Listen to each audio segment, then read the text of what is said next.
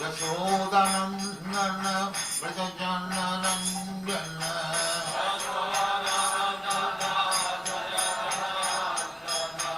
Jamuna Tira Vanachari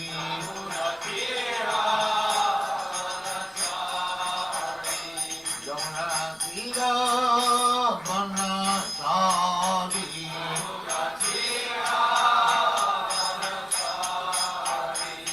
Jaya Radha Madhava Punya Bihari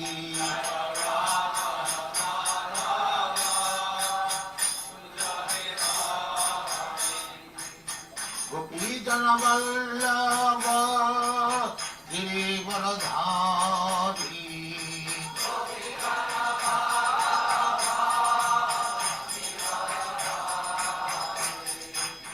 Gopi Jana Vallabha Girivaradhari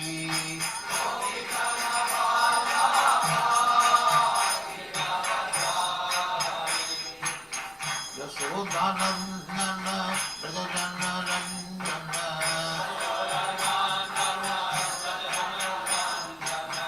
Yashodanandana Vrajajanarandana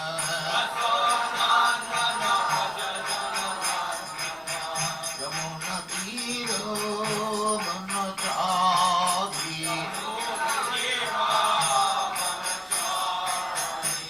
Yamuna Tira Vanachari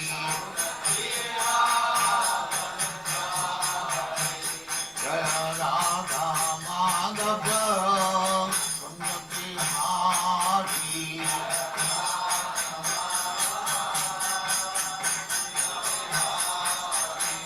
Jaya Radha Madhava Punya Bihari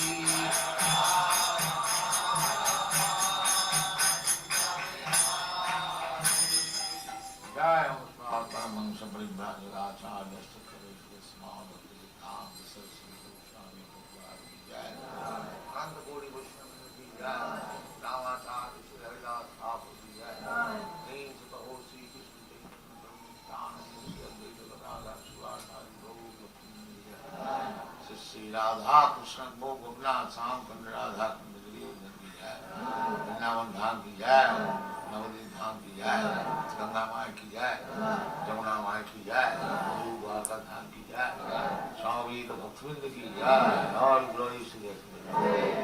All glories to that. Thank you very much.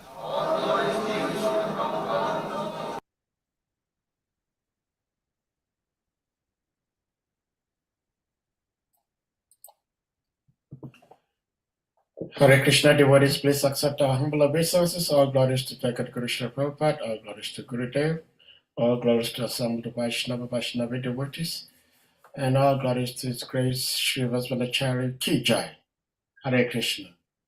Hare Krishna, all glories to Gurudev, all glories to Srila Prabhupada, all glories to all the Vaishnavas. Hare Krishna. Thank you so much for being here, Prabhuji. Hare Krishna. So, dear devotees, we thank you all for being here today as always. Today we are again very much blessed. We have His Grace Srivas VANACARI who will be speaking to us from the Srimad Bhagavatam. And of course, Prabhuji needs no introduction. He's one of our own. He's been the mentor for lots of us from the West Africa Yatra, including myself. And Prabhuji, are you speaking from India? Yes, I'm in Mayapur. Oh, okay. That's awesome. So please, of course, you're going to be speaking to us, which is mercy. But if we may try to be a little more greedy, we're also going to humbly request that you send us some showers of mercy from the Holy Dam. Harimo.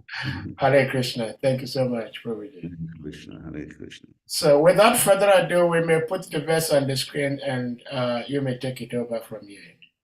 Okay. Hare Krishna.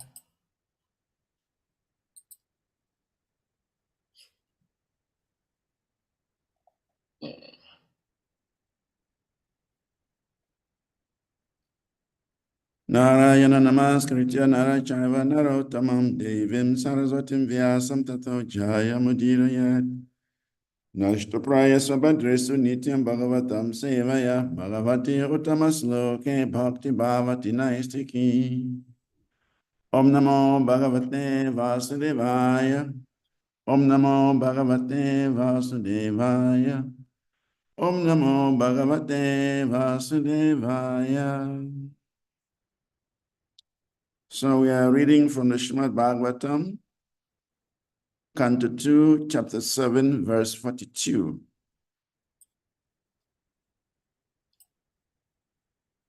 Ye Shamsa Isa Bhagavan Dhayayat Anantaha Sarvad Manasrita Padoyadi Nirvyalikam Te Dushtaram Ati Taranti Cha Devamayam Naisham Mamaham Iti Dirswa Sri Gala Bakshe Ye Shamsa Isa Bhagavan Dayayat Anantaha Sarva Manasrita Padoyadi Nirvyalikam Te Dushtaram Ati Taranti Cha Devamayam Naisham Mamaham Iti Dirswa Sri Gala Bakshe Ye Shamsa Isa Bhagavan Dayayat Anantaha Sarva Manasrita Padoyadi Nirvyalikam Te Dushtaram Ati Taranti Cha Devamayam Naisham Mamaham Iti Dirswa Sri Gala Bakshe. Word for word translation. Yesham, unto those only. Saha, the Lord. Ishaha, they. Bhagavan, the personality of Godhead. Dayayat, thus bestows mercy. Anantaha, the unlimited potential. Sarva Atmana, by all means, without reservation. Asrita Padaha, surrendered soul. Yadi, if such surrender, Nirvyalikam, without pretension. Te, those only. Nushtaram, insurmountable. Ati Taranti, can overcome. Cha, and the paraphernalia. Devamayam, diverse energies of the Lord. Na, not. Esham, of them. Mama, mine. Aham, myself. Iti, thus. Dear, conscious. Swa, dogs. Shrigala, jackals. Bakshe, in the matter of eating. Translation.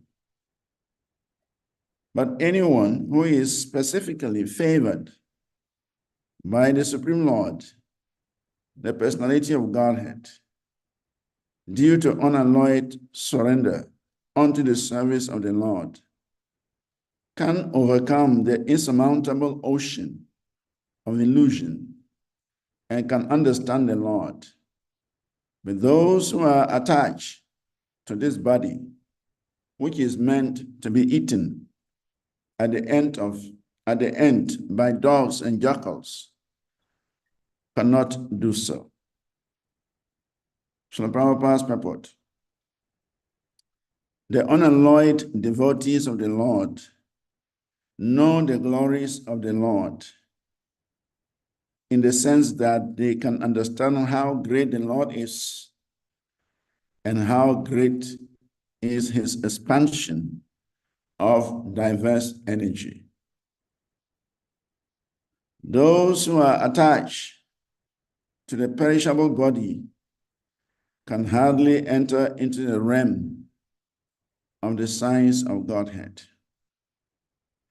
The whole materialistic world, based on the conception of the material body as a self, is ignorant of the science of God. The materialist is always busy working for the welfare of the material body, not only his own, but also those of his children, kinsmen, community men, countrymen, etc. The materialists have many branches of philanthropic and altruistic activities for a political, national, and international angle of vision. But none of the field work can go beyond the jurisdiction of the misconception of identifying the material body with the spirit soul. Unless, therefore, one is saved from the wrong conception of the body and the soul, there is no knowledge of Godhead. And unless there is knowledge of Godhead, all advancement of material civilization, however dazzling, should be considered a failure.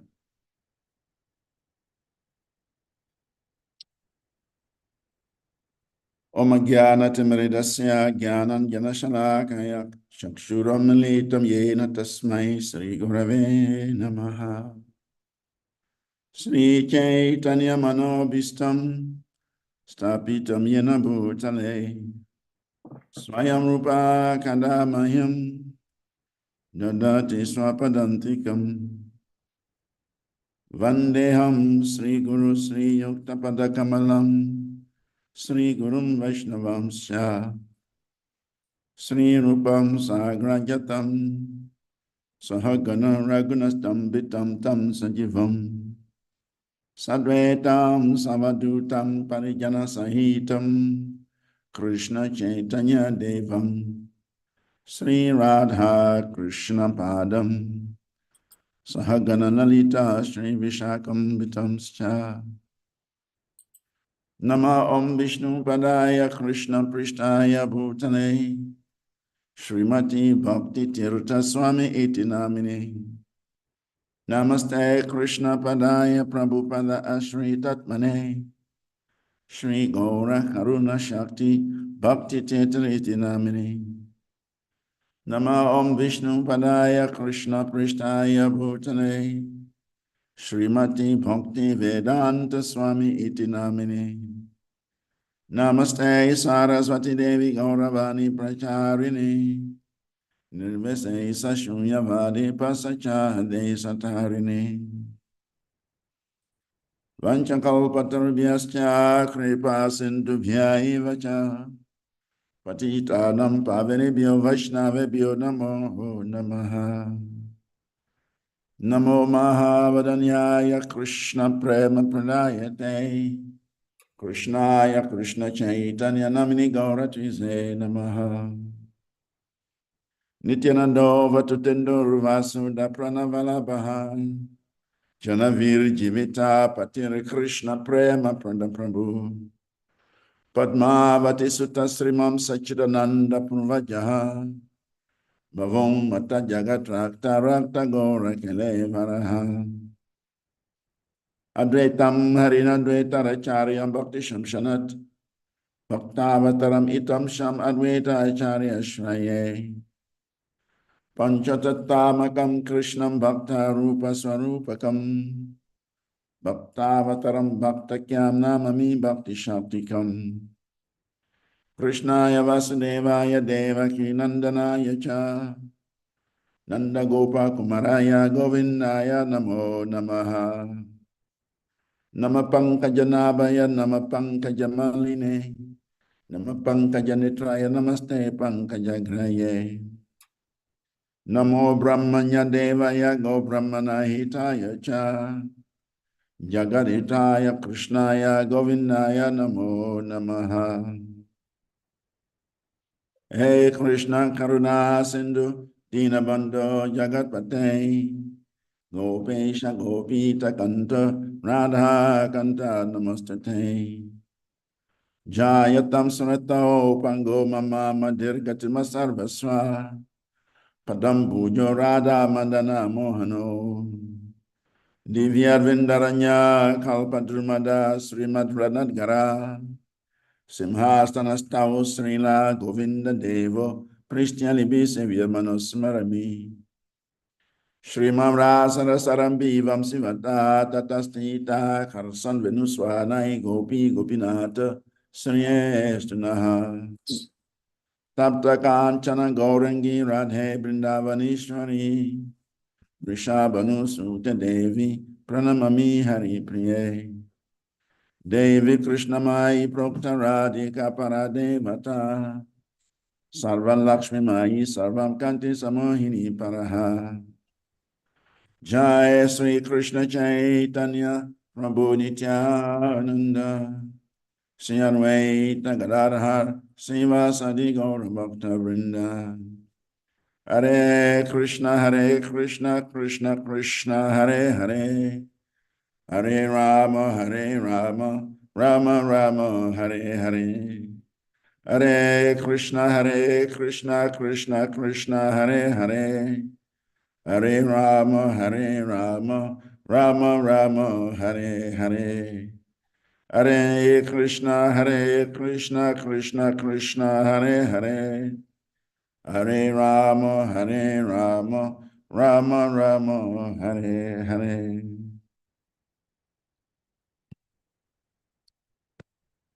Translation again, but anyone who is specifically favored by the Supreme Lord, the personality of Godhead, due to unalloyed surrender unto the service of the Lord, can overcome the insurmountable ocean of illusion and can understand the Lord.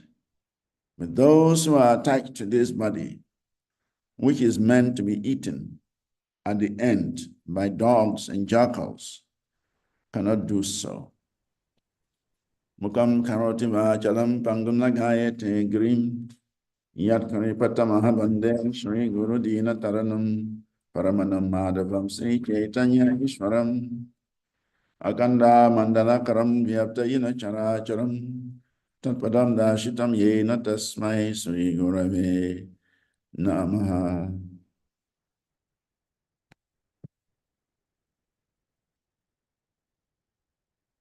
So first of all, we want to wish everyone a blissful year in devotional service. The year 2024 has just begun. Today is the third day. And we wish to request Sri Sri Radha Madhava and the Astasakis, Lalita Vishaka, Champalakata Induleka, Chitra Rangadevi, Tunga Vidya, and Sri Devi, Sudevi. Those are the 8 gopis that accompany Radha Madhava on their beautiful altar. We pray that they will extend their unlimited mercy to everyone on this platform. We are also praying that Sri Sri Panchatattva Bhagavan,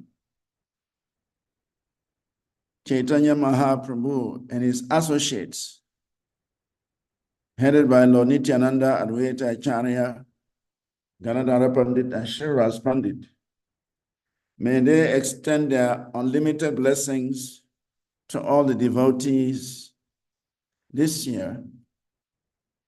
And may Lord Narasimhadev, the worship of Lord Prahlad Maharaj, give his blessings and protections to all the devotees. so that this year will be a very, very wonderful year in devotional service. This year should bring us all the aspirations that we have been expecting. This year should be a year of excellence in devotional practices. So that is our prayer to Sri Sri Radhamadava and Astasaki, to Sri Sri Panchatattva, to Sri Sri Nrsimhadev Bhagavan, for all the devotees. And we wish everyone a very wonderful New Year in Krishna consciousness. Of course, the Prabhupada says that every day is a new year in Krishna consciousness. A devotee doesn't wait for one single day to become a new year, because Krishna consciousness is always fresh. Krishna is Navayovanam. Navayovanam.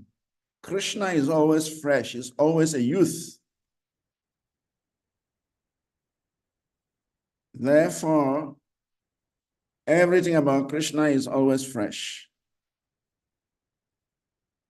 Every day, Sri Sri Radhamadava and Astasaki, they are offering their beautiful, blissful darshan, looking very fresh, very beautiful every blessed day. Thousands of people are coming just to have a glimpse of these beautiful forms of the Lord.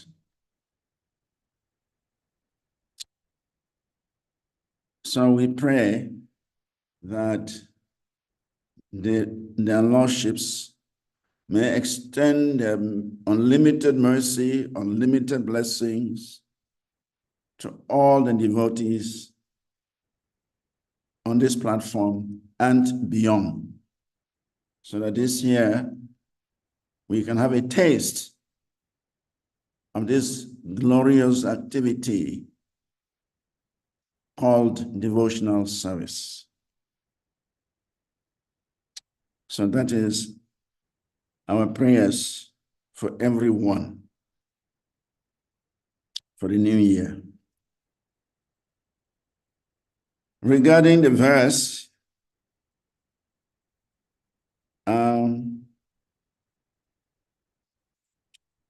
in the proportional, Prabhupada mentions that the unalloyed devotees of the Lord, they know the glories of the Lord in the sense that they can understand how great the Lord is and how great his expansion of diverse energy.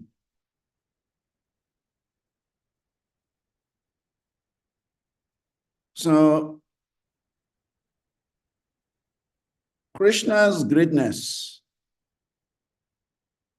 is so vast. Krishna's energies are so vast.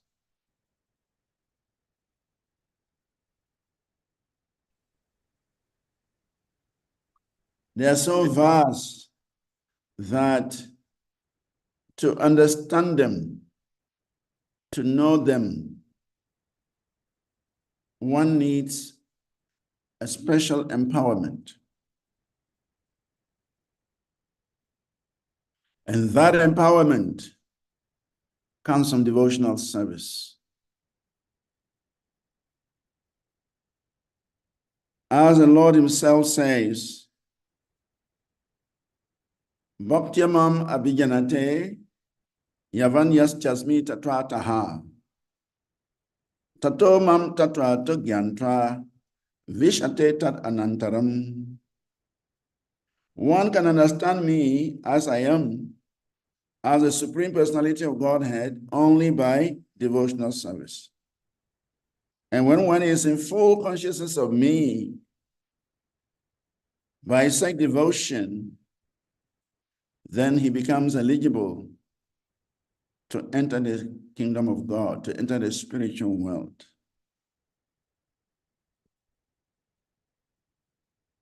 So devotional service empowers the living entity to begin to understand the Supreme Personality of Godhead. Without devotional service, it is impossible to understand Krishna, because Krishna does not reveal his identity. Krishna does not reveal his transcendental energies. Krishna does not reveal his activities to the non-devotees. To those who are not inclined to Krishna, Krishna does not reveal to such people.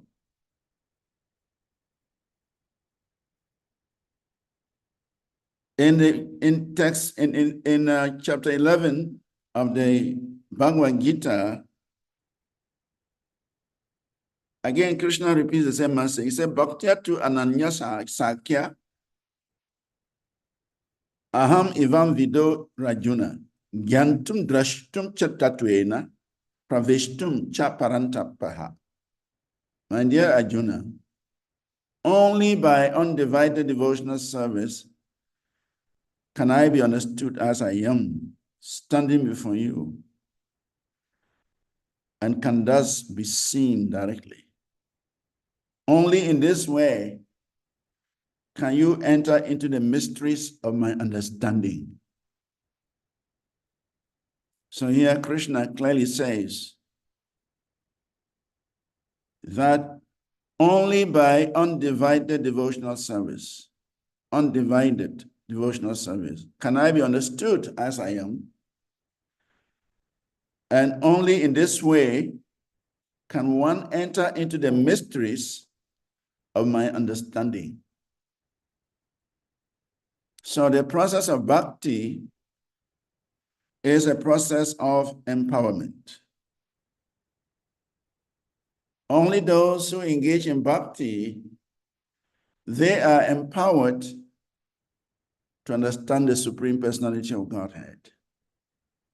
Those who are not connected to bhakti, they may perform all kinds of austerities, penances, charities, and whatever. Even the study of the scriptures, they may engage in all of these activities. But if there is not a touch of bhakti, the Lord does not reveal himself.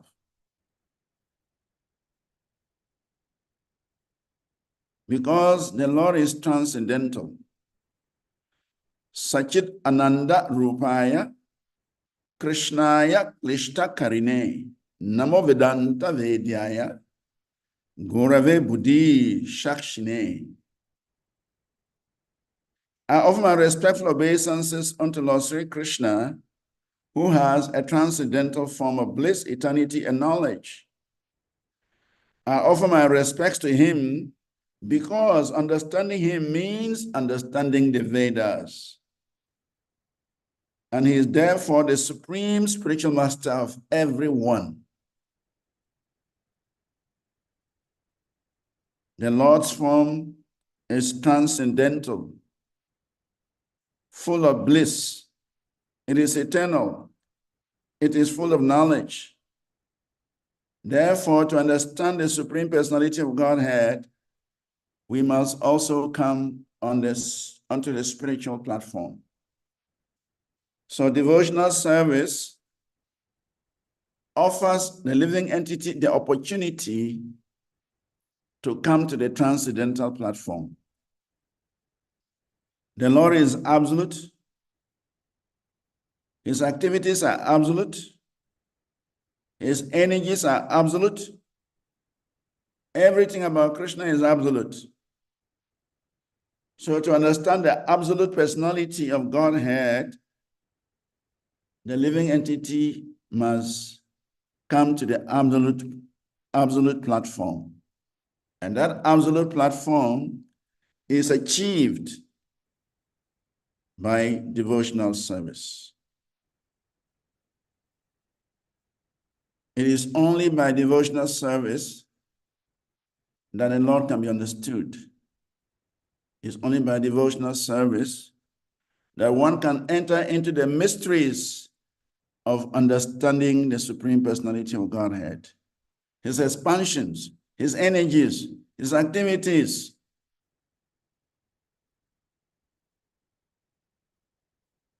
One who becomes an unallied devotee of the Lord is favored by the Lord to overcome the insurmountable ocean of illusion and then come to the platform of understanding the Supreme Personality of Godhead. The material energy is so designed that it covers the intelligence of the living entity. It covers the knowledge of the living entity. As we know, Brahma created layers of ignorance to cover the knowledge of the living entity, because the living entity is desiring to be away from Krishna, is desiring to enjoy Maya. So Brahma has to undertake such a thankless task, the thankless task of providing sheets of ignorance, or providing coverings of ignorance, so that the living entity can forget Krishna entirely and live in this world as if there is no other world anywhere. There is no other life anywhere. There is no supreme controller anywhere. And so because of these coverings, the living entity becomes oblivious of the Lord, his energies, his activities, his pastimes, and even the spiritual world where we have all come from. Therefore, surrendering to Krishna in devotional service, unalloyed surrender to the Supreme Personality of Godhead, will free the living entity from this covering of Maya. As Krishna indicates in the 7th chapter of Bhagavad Gita, Daivihi isagunamayi mama maya durachaya. Mam ivaye prapadyante maya mitam tarantite. This divine energy of mine, consisting of the three modes of material nature, is very difficult to overcome. But those who are surrendered unto me can easily cross beyond it. So Krishna does not hide the facts. He places the facts on the table. That yes, you have desired to be away from me. You have desired to experience something different from me. You have desired to become the Lord of your own. You have desired to exploit the material world. Here is the material world. But once you get into it, it becomes very difficult to come out. Once you get into it, the modes, the three gunas, they will tie you up. They will bind you up. They will chain you up, and you cannot get out. It becomes very difficult to get out of the modes, because everything in the material world is made of the three modes of material nature. Beginning from sound, to earth, from the most subtle element to the grossest element, the most of material nature are involved.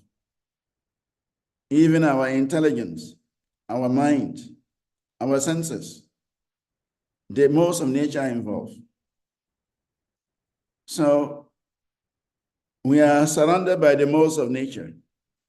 And so to get out of these modes is very difficult. But Krishna tells us here, Mayam itam tarantite. Mam iva ye prapadiante, Mayam itam tarantite. That one who surrenders unto me can easily cross beyond these three modes, which are so difficult. So what is the process of surrendering? There must be a process. And that process is devotional service. Krishna himself is saying, Bhaktyamam abhijanante, by the process of devotional service.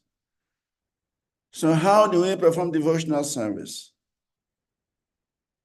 In the first canto of the Srimad Bhagavatam, Kunti Devi gives us an idea.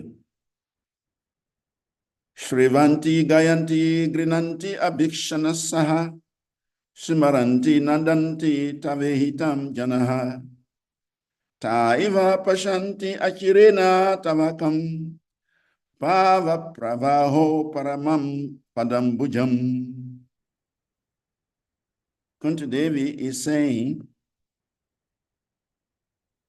that, oh Krishna, those who continuously hear, who continuously chant, and continuously repeat your transcendental activities, and who take pleasure in others doing so, certainly see your lotus feet, which alone can stop the repetition of birth and death.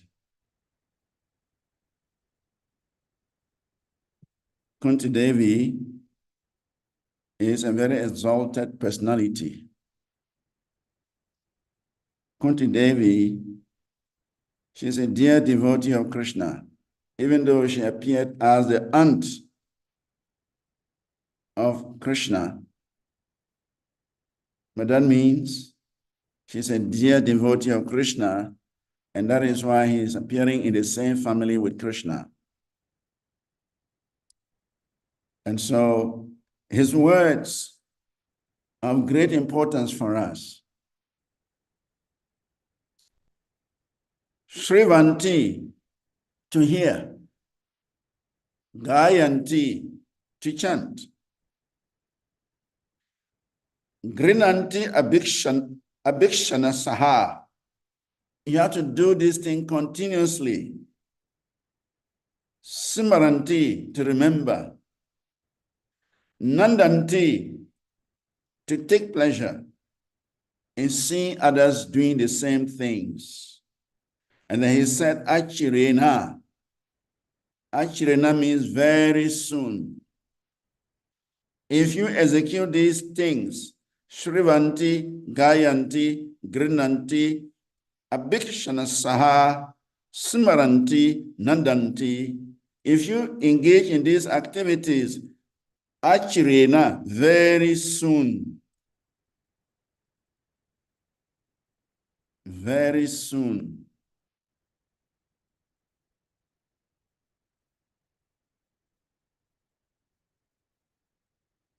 Very soon, you will see the lotus feet of the Lord. Very soon, you will receive the mercy of the Lord. Very soon, you will know success in devotional service.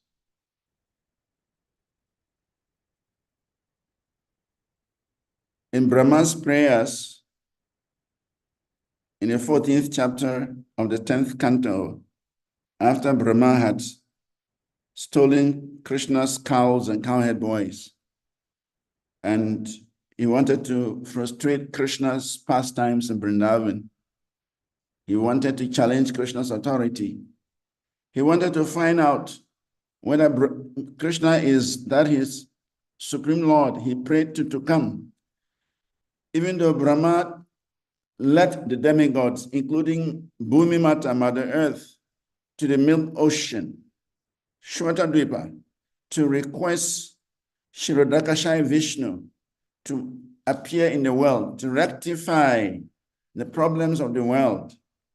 But when the Lord appeared in Vrindavan as a little boy playing with his cowherd voice, Brahma was not sure whether it is that Kshirodakashayi Vishnu that he had prayed to and the Lord had promised to come.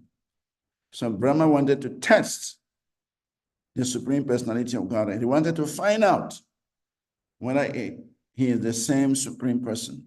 So he decided to hide Krishna's boyfriends, to hide Krishna's cows, so that he would see what Krishna would do.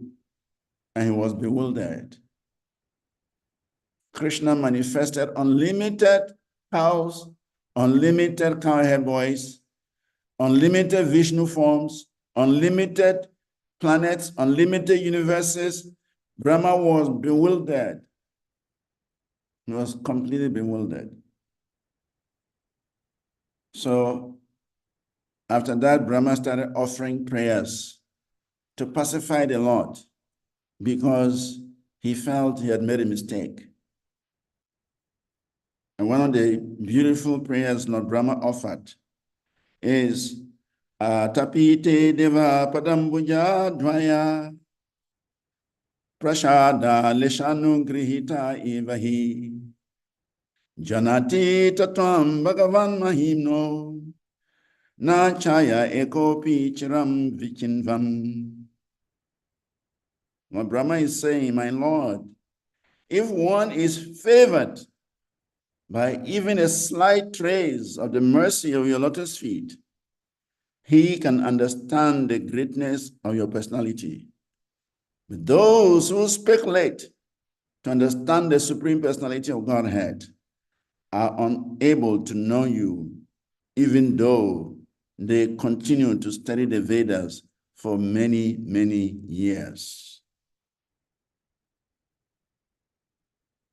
If the Lord favors a living entity with a slight trace of his mercy, then that person can understand the greatness of your personality.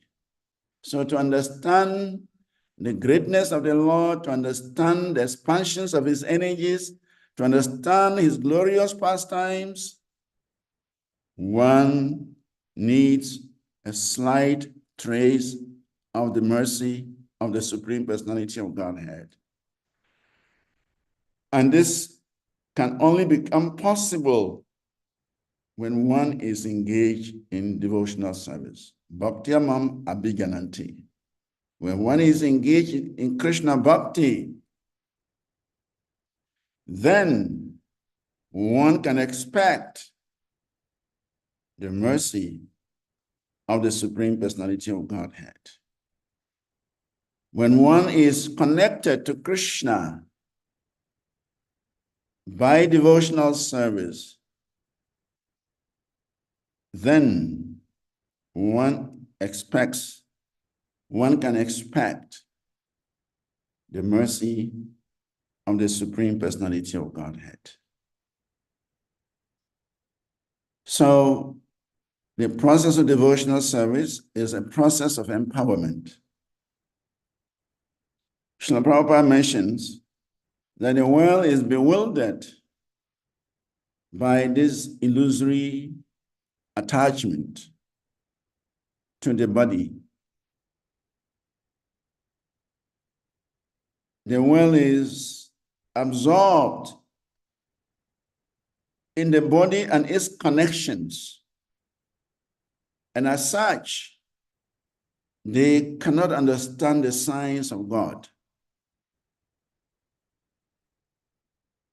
All the activities that are engaged in this world is directed towards the body and its attachments.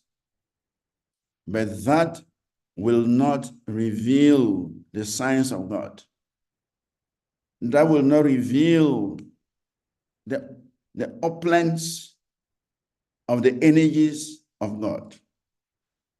Only by the process of bhakti, when one is mature in his devotional activities, when one demonstrates unalloyed surrender, unalloyed love for Krishna, then Krishna reciprocates with that devotee.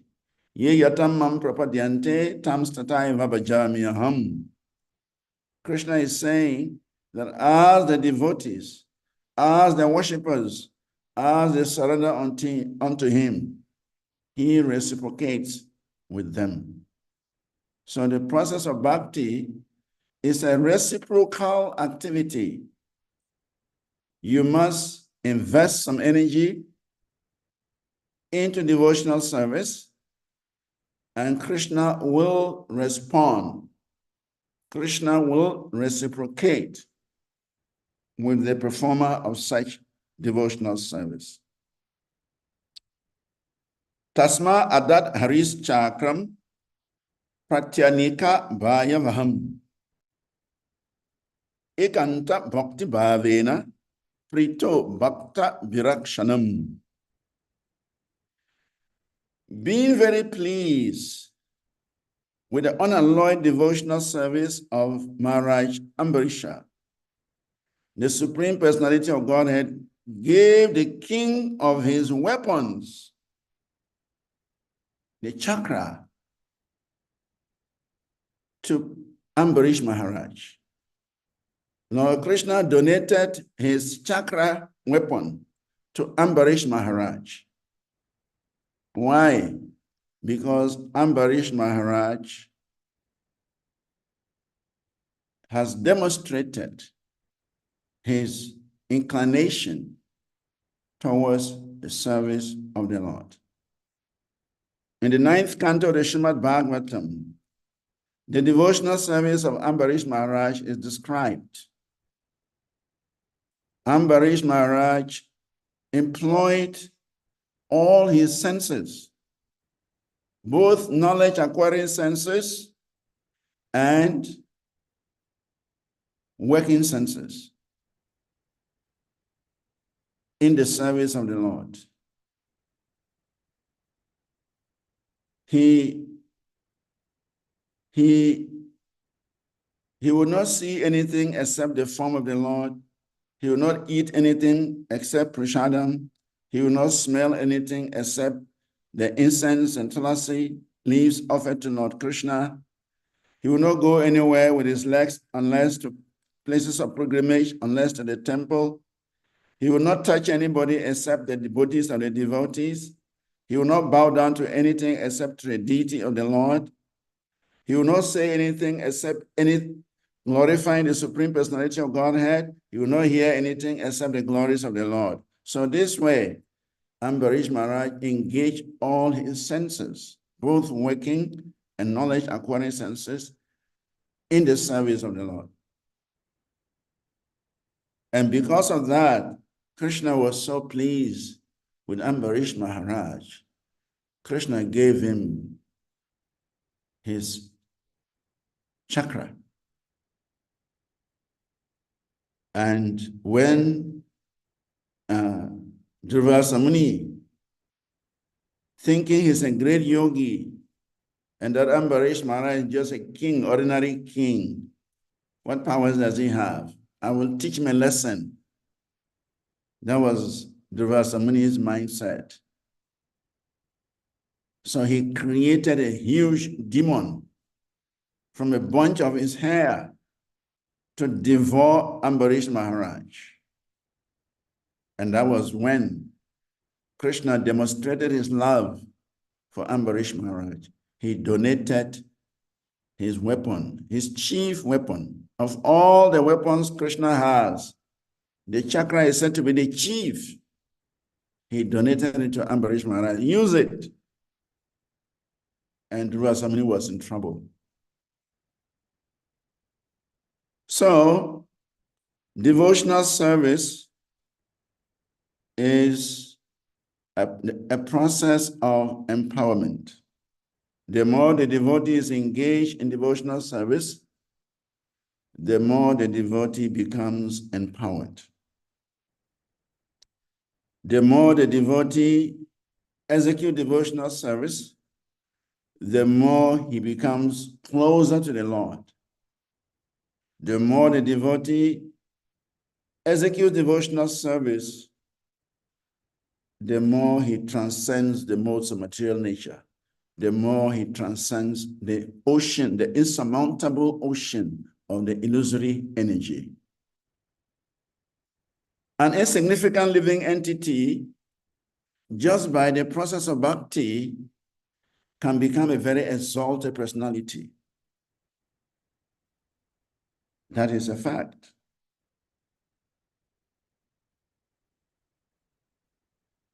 In the life history of Haridas Thakur, a very low-class woman, a prostitute, was sent to go and cause the fall down of Haridas Thakur. But Haridas Thakur engaged the prostitute in the performance of devotional service. After hearing the pure chanting of Haridas Thakur for 3 days, 3 consecutive days, she was purified of her evil desires. She was purified of her selfish desires, and she took to the chanting of the holy name. And once she became purified and was ready to accept Diksha from Haridas Thakur, Haridas Thakur initiated her into the chanting of the holy name and left his hermitage for her, asked her to take over the worship of Tulsi Devi and just chant Hare Krishna. And this prostitute became a saint. People were coming from far and wide to see the transformed lady. She became a guru for many, many souls. That is the power of bhakti. From grass to grace, from 0 to 1,000. We are all coming from 0 platform. Nothing about Krishna consciousness.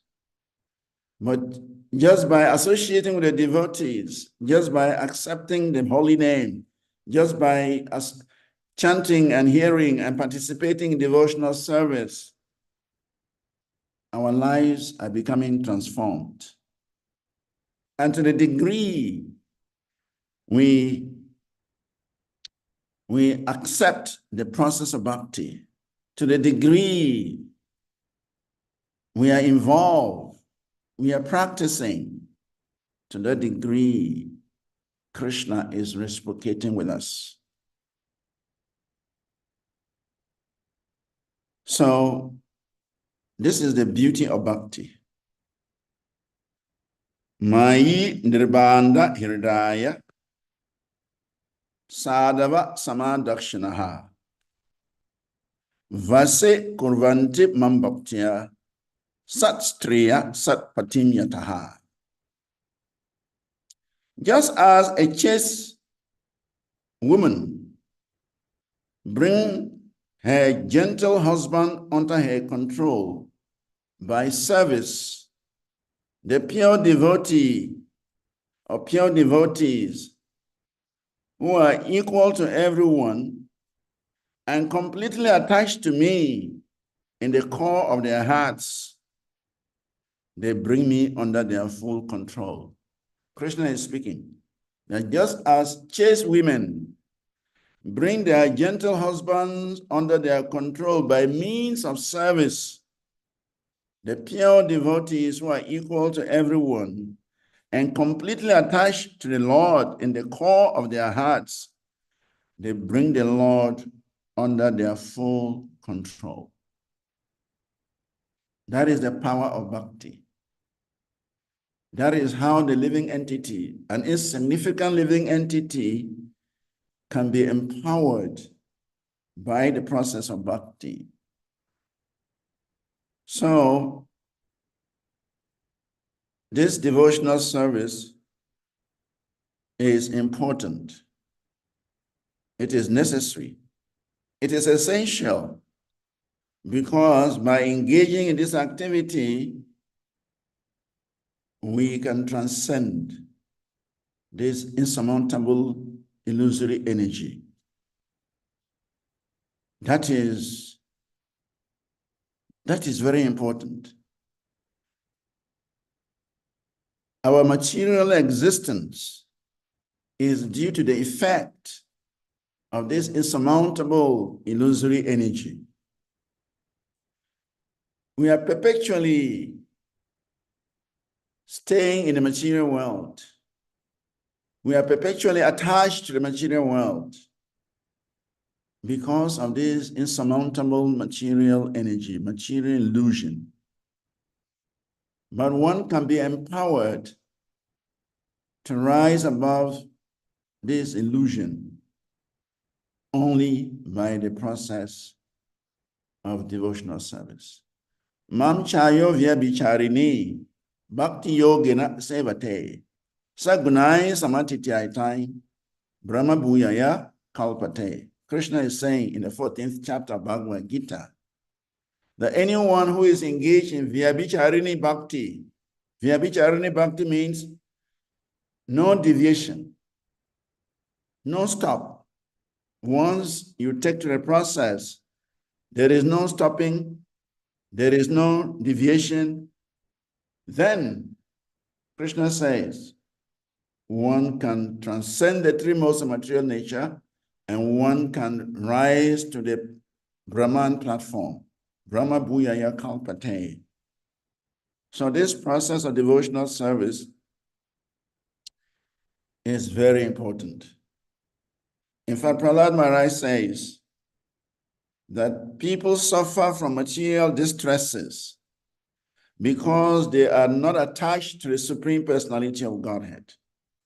So, chetato vimukta chetasa indriyataha maya shukaya bharam udvahato vimudam.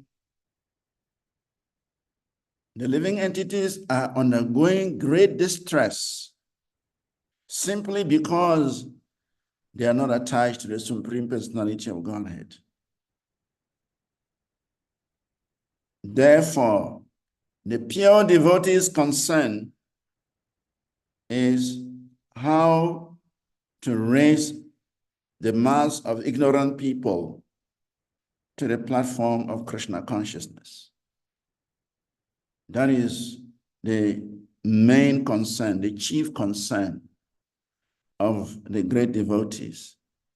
How to bring people from this ignorant platform, from the materialistic platform, from this bodily conscious platform, to the platform of Krishna consciousness.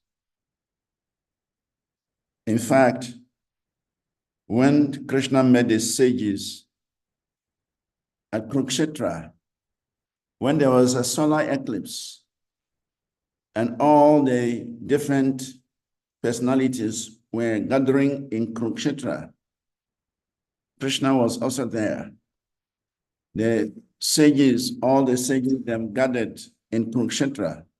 Even the gopis from Vrindavan, they also came. When they heard that Krishna was coming from Dwaraka to Kurukshetra, even the gopis, they all journeyed to Kurukshetra in order to have darshan of Krishna, in order to again see their beloved Krishna. And there Krishna spoke with the sages, the gathering of sages. Krishna spoke to them.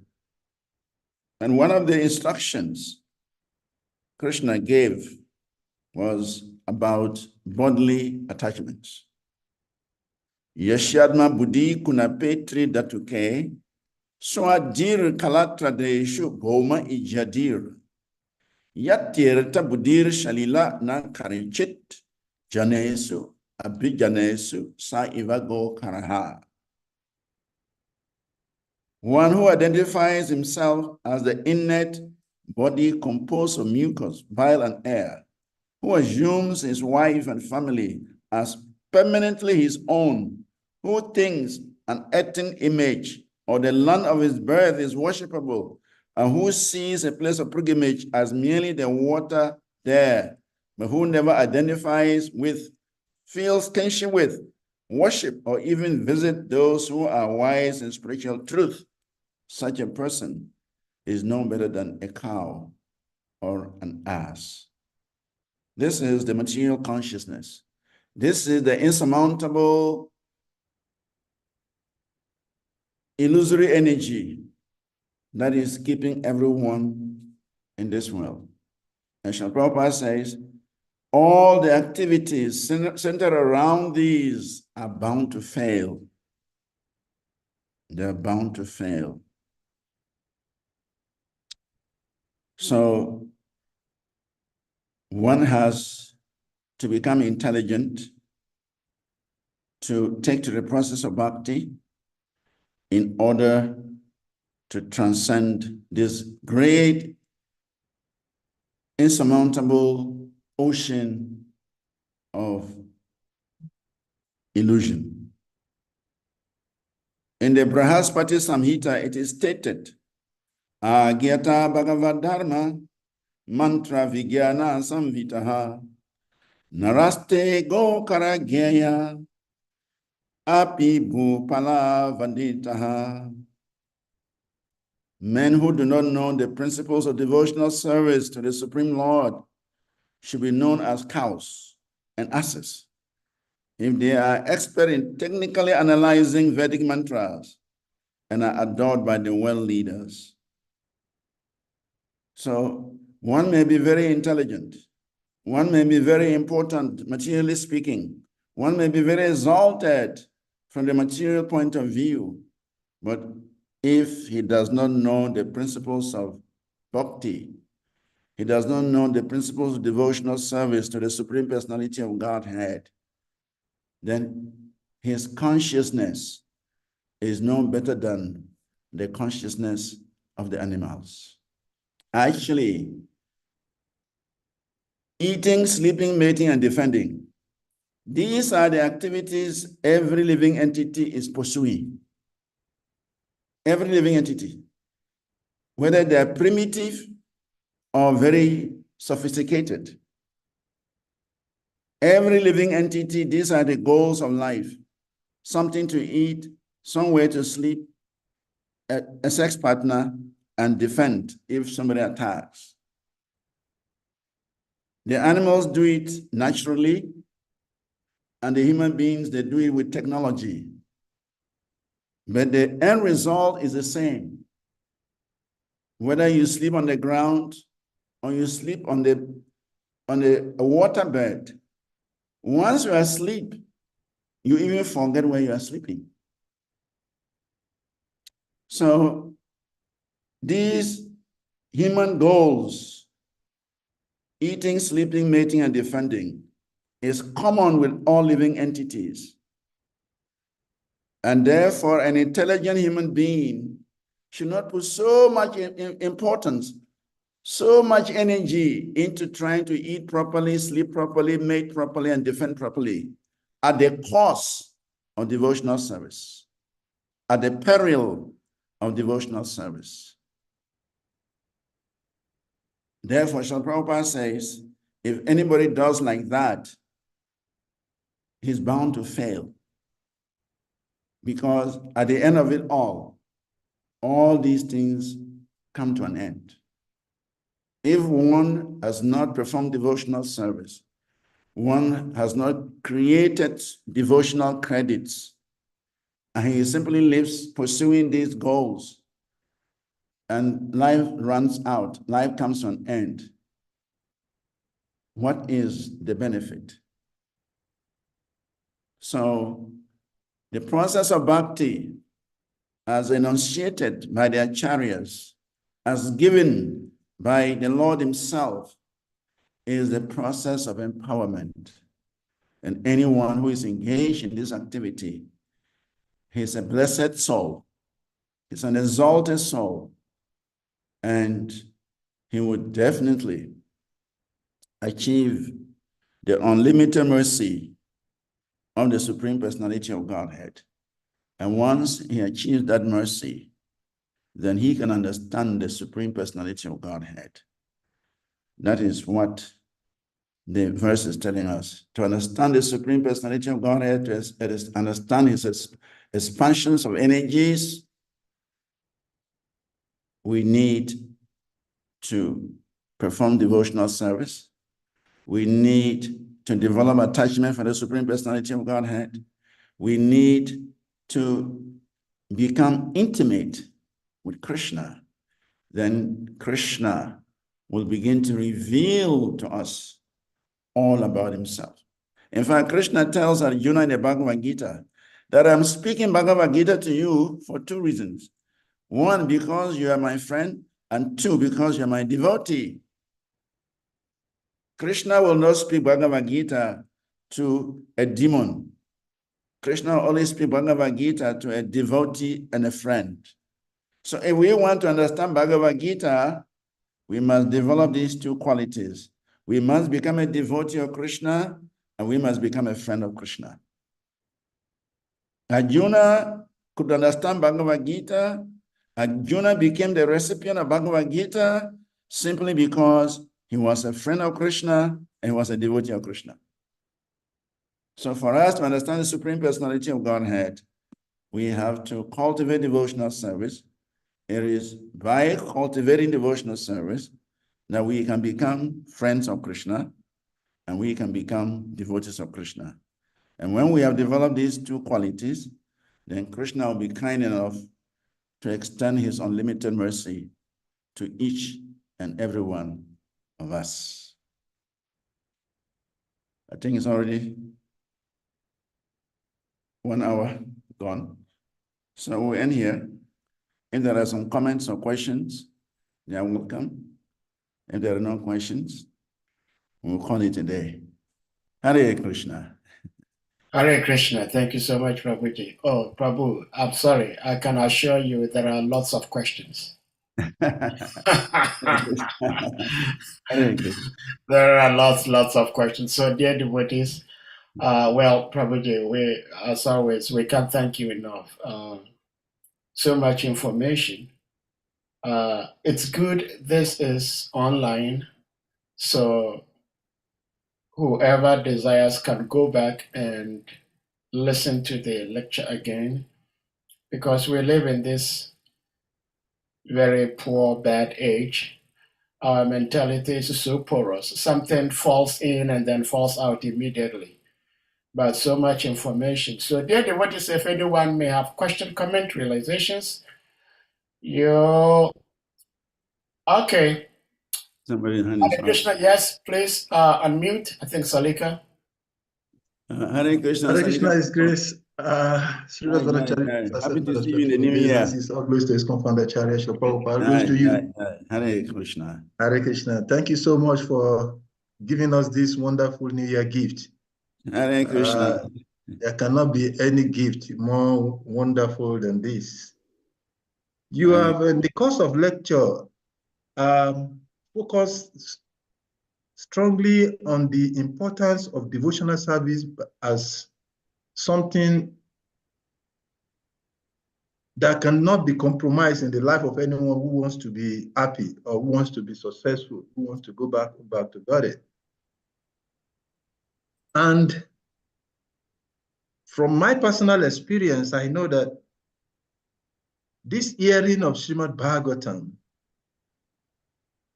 is an ocean, or is every day hearing of Srimad Bhagavatam drops a droplet in the endeavor of the soul to go back to God.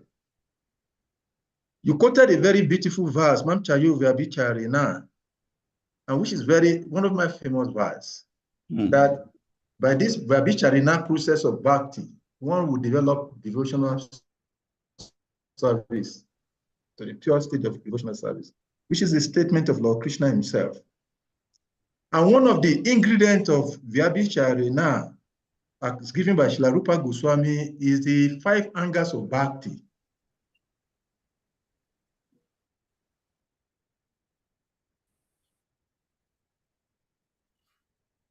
I think Salika froze. And one of Okay. the 5 angers of as given by their chariots. Okay, sorry. Can you hear me now? Yeah, we can hear you. Go ahead. Okay, We can hear you. okay, good. So one of these 5 angers as given by Srila Rupa Goswami is hearing of Srimad Bhagavatam Bhagavad Gita. So my lamentation, my worry is that we have this opportunity to daily hear Srimad Bhagavatam. But like Chaitanya Mahaprabhu said, Vibhavam is harm, we are not attracted, we are not interested. So my question is, what can we do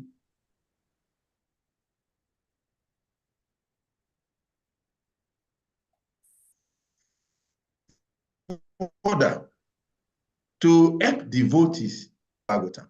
Because personally, I'm convinced that by this process of the Abhicharina, as you rightly elaborated, will help relieve us from all our material miseries. But how can we convince ourselves and others to become attracted to this? Yeah, thank you for the question. There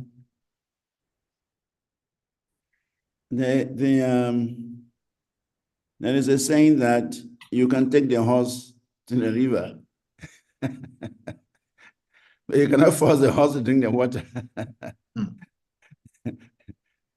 Srila Prabhupada sacrificed so much. Srila Prabhupada sacrificed so much for us. But we are not taking full advantage of all the sacrifices Srila Prabhupada has made. Even our Guru Maharaj, Srila Bhakti Swami Maharaj, he also sacrificed so much for us, but we are not taking advantage. So it's a concern how to inspire devotees to take advantage of this facility. You know, it is this COVID-19 that brought up this online lectures. Before COVID-19, this wasn't in vogue. It wasn't there. But when COVID-19 locked everybody down and there was no way to move, then Zoom became the means of conferences, means of interaction, and it has come to stay even after COVID is gone, because we can connect with everybody around the world. We can practically attend classes 24 hours a day. There are always some lectures going on online. And there is no better way to associate. There's no better way to advance. There's no better way to increase our Krishna consciousness than hearing Srimad Bhagavatam, as Kunti Devi has said. It says, Srivanti, Gayanti, Grinanti, Abhishnasaha, Smaranti, Nandanti, Tavehitam Jana. Srivanti means to hear, Gayanti means to chant, Grinanti means to continuously practice, Smaranti means to remember, Nandanti means to take pleasure in others who are also practicing. So the process by which we can make advancement, the process by which we can endear ourselves to Krishna, we can surmount the illusory ocean, insurmountable illusory ocean. This is the process. But for one reason or the other, devotees are not very much attracted, either because they don't value this program, they don't understand the value of it, or they are constrained by resources or whatever. It's difficult to say. But I will also say that the leaders, we don't talk about it. Some people are just completely ignorant. For instance, if on Sunday, if all in the temples, whoever gives a Sunday class highlights this program, at least those who are not aware of it, they'll be aware of it. We can announce that there is a constant, regular program online for your benefit. How many of you are watching? How many of you are on the Hare Krishna platform? If you are not on, please give us your number, we'll connect you. And if you are on, why are you not participating? This is a special program for your constant progress. So if we, the leaders, we speak about it in our various temples in West Africa, at least it will remind devotees. And those who know and they are not active, they can be reminded. Those who are not aware of it, they can be connected. And so this way, if we speak about it regularly, it will bring more people on board. But we are not doing that. We are not creating the awareness. In the material world, a lot of money is spent on advertisement. Why? Because it's a way of informing people of what is available and what can be achieved. So I would suggest that as part of our Sunday program, we should speak about this program. We should speak about the advantages, speak about the importance, speak about the knowledge, speak about how we benefit from these things. We should educate our congregation so that we can inspire more people to participate. And the more devotees here, the more they associate with these lectures, the more they can mature in their spiritual life. And the more devotees mature in their spiritual life, the better for the yatra. So a collective effort is needed. All leaders must speak about it on Sunday programs to remind devotees of the importance of this program. I'm sure this will help, because if we speak about it regularly, certainly more people will join. Thank you very much, Your Grace. Since there is no hand up, I want to ask a follow-up question based on the text we read today. In the purport of the text we're reading today, Srila Prabhupada said that the whole material world, based on this conception of the bodily self as the body, as the self, is ignorant of the science of God. And he went further to explain that the materialist is always busy working for the welfare of the material body, not only his own, but also those of his children, kinsmen, community men, countrymen, etc. This is the materialistic man. In the last sentence in the purport, Prabhupada mentioned that unless therefore one is saved from no knowledge of Godhead, and unless there is knowledge of Godhead, God, all advancement of material civilization, however dazzling, should be considered a failure. Yes, These two statements by Srila Prabhupada further buttress on what you just explained, that the best gift we can give to everyone in a spiritual environment, in a spiritual civilization, is this knowledge of the Srimad Bhagavatam, given one very strong way we can improve the attraction of people to this, because when people hear, they will come to become attracted to it. We are doing whatever we're doing because we get to hear. And furthermore, my question here is that for an average devotee, we know that the body is different from the self. We know that the body is just a machine. We are spirit soul. And so therefore, we try to act on the spiritual platform. And looking at the depth of knowledge that we have, as Kali Yuga is advancing, I'm wondering, in the last 3, 4, 5 days thereabout, I've had opportunity to speak with several devotees within our communities.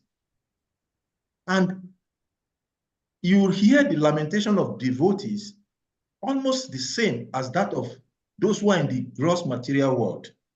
For them, like Prabhupada said here, their major misfortune is that they're considering the body to be the self. We may not have realized the self fully, but we know that the body is not the self. So could you highlight, what are we not doing that is putting devotees in this miserable situation of existence? Because even a devotee, even if there is material perplexity, the Bhagavatam tells us that a devotee is never in a lamentable situation. He's not lamenting. And when Maharaj gave class 2 days ago, Sriman Varab was giving an example of a community in Senegal. And when you look at this community, the uniqueness of that community is that the principles that they follow, we have the principles. So in the face of these principles that we have, which is supposed to be a spiritual community, why are we still in so much of miserable situation?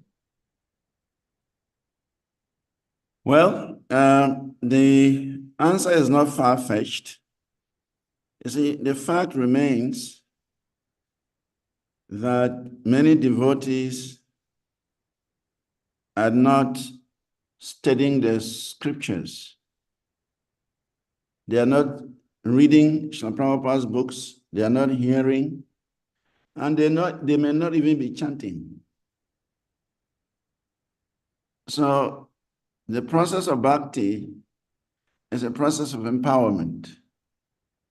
And if you don't practice, we cannot be empowered.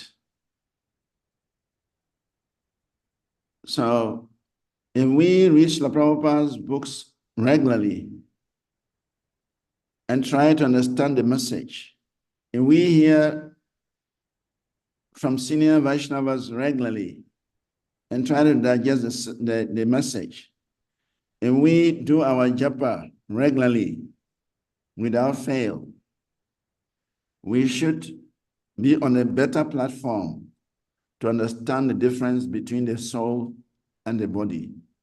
We should be on a better platform to understand that this material world, it is full of misery. That is how it is designed. Its very nature is trouble. Do kalayam asasvatam. Krishna himself is saying it. Krishna is the designer, and he is telling us, he is the source, and he's telling us that this material world is a place of trouble. So that means we must prepare our consciousness, we must prepare our mind to have such understanding. And to have that understanding means we must regularly hear, regularly chant, regularly absorb the knowledge, digest the knowledge, and then we would be on a different platform. Our consciousness will change. The process of Krishna consciousness is a process of transformation. So if we are claiming to be part of the ISKCON movement, part of Prabhupada's family, and we are not studying his books very seriously, we are not hearing the lectures, we are not absorbing ourselves in Krishna consciousness, we will still be affected by the miseries of this world. And so our discussion, our lamentation will always be centered around the miseries of this material world. Just like the karmis. But as devotees, we are supposed to be elevated to a higher level, understanding that these miseries will come anyway. They will come. And everybody has his quota of misery. Even the richest man, he has his misery. Even the president of the biggest country has his misery. Everybody has his quota of misery. It is not that some people are miserable and others are not. Everyone has his own misery. My misery may be different from your misery. But everybody has his quota of misery. So a devotee has to understand that this material world is a place of misery. And the only way is to rise above the misery. How do you rise above the misery? By regularly hearing, regularly chanting, regularly absorbing oneself in Krishna consciousness so that you can understand the difference between the matter and spirit. So the problem is there is not enough hearing, there is not enough chanting, there is not enough absorption, and therefore, when the problems come, we are affected. If there is enough hearing, there is enough chanting, there is enough absorption, problems will come. They will always come. But because our mind is on a higher level, our understanding is on a higher level, we would not be so disturbed, distracted by the difficulties around us. Difficulties will come. We cannot eliminate difficulty because Srila Vishnu Chakravarti Thakur says, he compares the material world to a salt mine. He says, if you fall into a salt mine, wherever you taste, wherever you touch, is salty.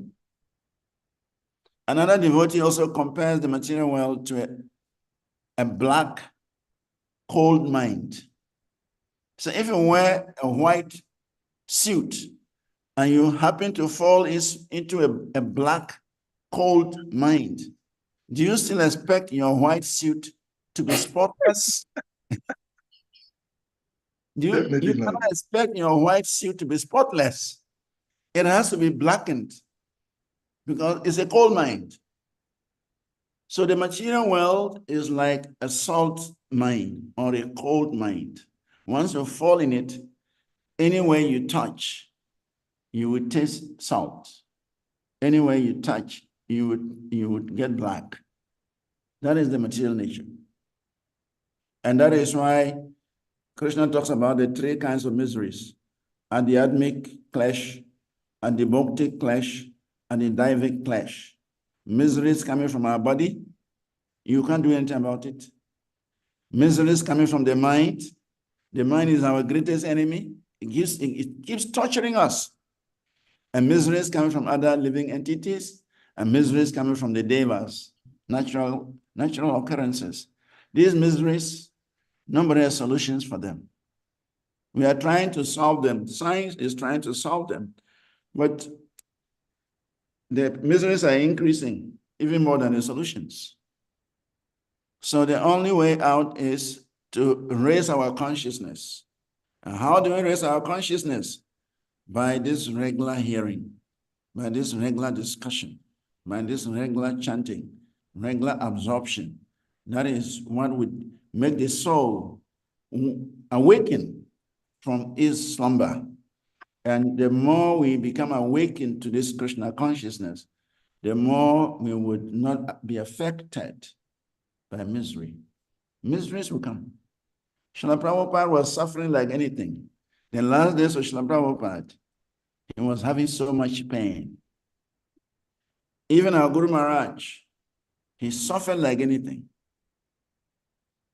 It's not that the pure devotee doesn't go through the difficulties of the body or the difficulties of Maya, but because he is completely detached, because of the cultivation of this knowledge, because of advancement in this knowledge, he is completely aloof. He's not identifying with the pain. He's not identifying with the troubles of this body. And so the trouble will go their way and he will go his way. But all begins with hearing, all begins with chanting, all begins with absorption in Krishna consciousness. So if the devotees are lamenting like the normal karmis, it means they are not actually absorbing themselves in Krishna consciousness. And so when the trouble comes, they are still on the same platform like the ordinary people. So we need to hear more, we need to chant more, we need to absorb ourselves more. And then when these things come, because of the elevation due to this hearing and chanting and absorption, we will not be too much affected by the difficulties in the material world. Thank you so much for these beautiful answers. I'll leave the scene for some other devotees to contribute. Thank you so much. I really appreciate your answers. Hare Krishna, Hare Krishna. Prabhupada's mercy. Thank you. Well, Hare Krishna, thank you so much for the answers given. Particularly the last comment you made, because there had been some debate on this very platform that the pure devotee does not feel pain. So it's very interesting to hear you speak the way you spoke. But a question I have is,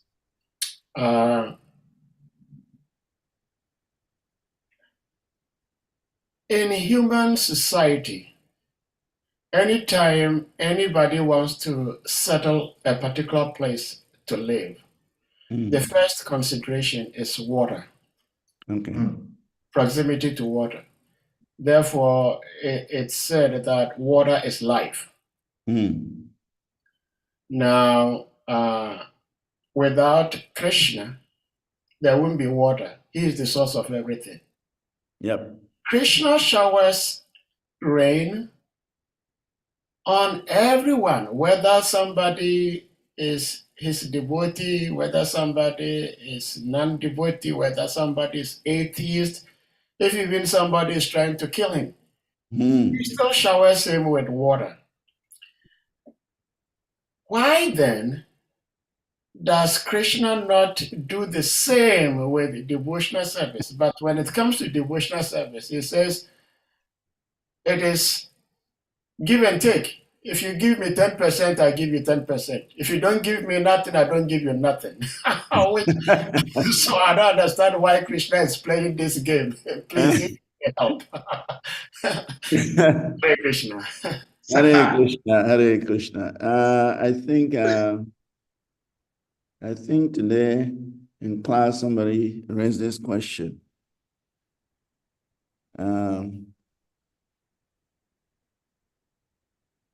Why?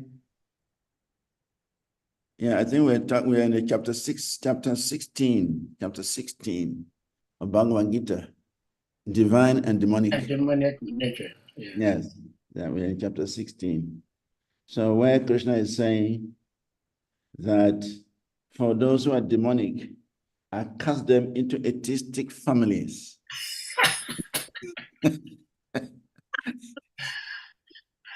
And they suffer perpetually. Perpetually. So one devotee said, where is Krishna's mercy? Krishna says, Samaham Sarvabhuteshu, I'm equal to every living entity. So where is this? So, but the fact is, Krishna is actually fulfilling the living entity's desire. whatever desire the living entity has, Krishna is simply fulfilling. Krishna, as a super soul, is witnessing whatever desires we have in our hearts, even when we don't speak out. Whatever desire we have, Krishna knows it, Krishna understands it, and therefore he facilitates. So in that sense, Krishna is all-merciful because he has given everyone some independence, some free will, and as we desire different things, again, he fulfills. So he is equal to everyone by that. And devotional service, it is actually said that devotional service purchases Krishna. Devotional service is the currency for purchasing the Supreme Personality of Godhead. Even though Krishna is described as Ajita, he is unconquerable. But there is a secret,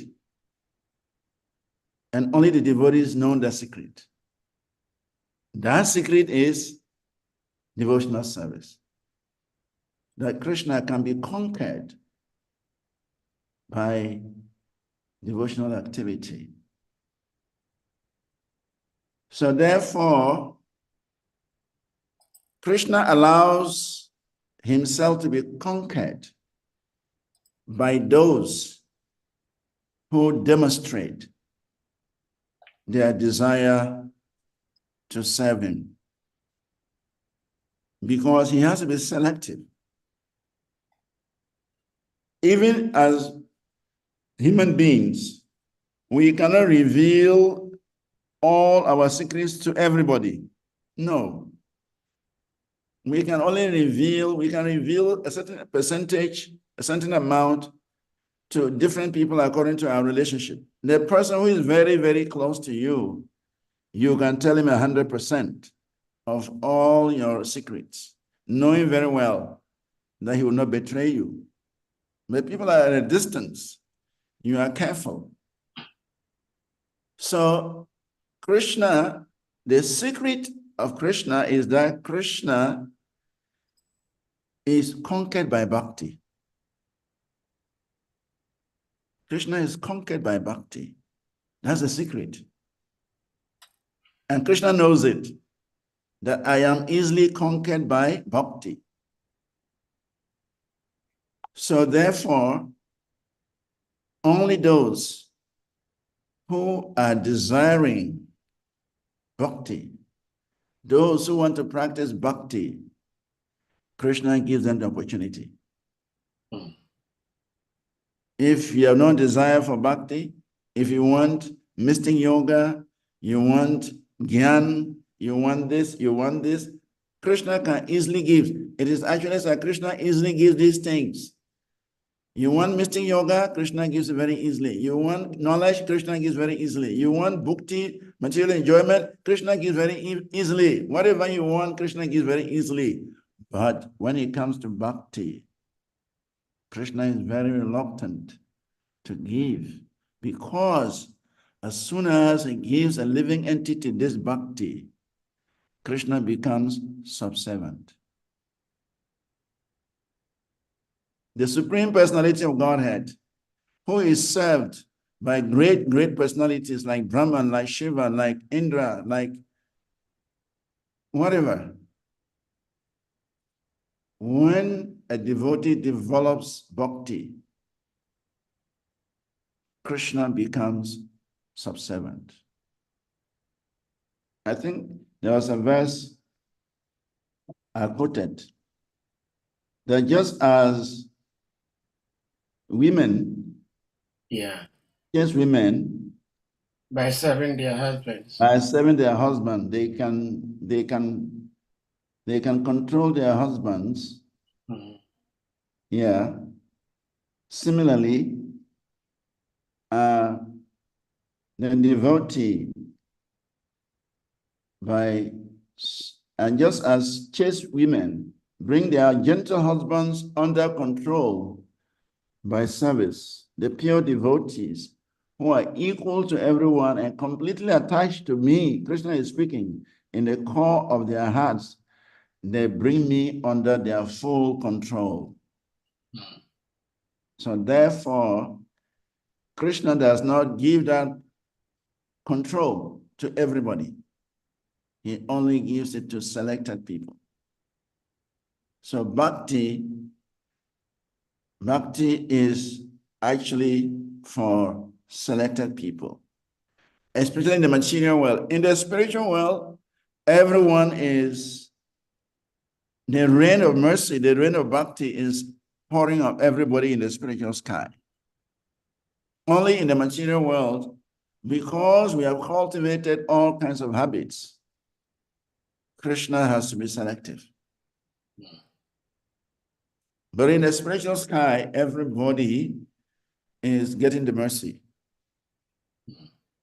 But in the material world, Krishna is selective. That first, you must demonstrate your loyalty. You must demonstrate your eagerness. You must demonstrate your desire to serve. Then Krishna will reciprocate with you. Because as soon as you engage in Krishna consciousness, you engage in bhakti, you conquer the Supreme Personality of Godhead, and he becomes subservient. Shukadeva Goswami is asking, and Parikshit Maharaj is asking Shukadeva Goswami that what kind of pious activities did Nanda Maharaj and Yashoda Mai, what pious activities did they perform in their previous lives that in this lifetime Krishna has agreed to become their son? Nandakim Akarot Brahma, Shreya Yashoda Mahabhaga. What kind of pious credits did Nanda Maharaj and Yashoda Mai, what credits did they cultivate to gain Krishna as their son? Krishna is crawling in the courtyard of Nanda Maharaj. Nanda Maharaj is asking Krishna to go and bring his shoes, and Krishna runs and picks up Nanda Maharaj's shoes on his head and brings it to his father. Yashoda Mai, he places Krishna on his lap and stuck his breast nipple into Krishna's mouth, and Krishna happily sucks Mother Yashoda's breast and addressed Yashoda as Mom. This is extraordinary. Krishna gives that opportunity to only his devotees. So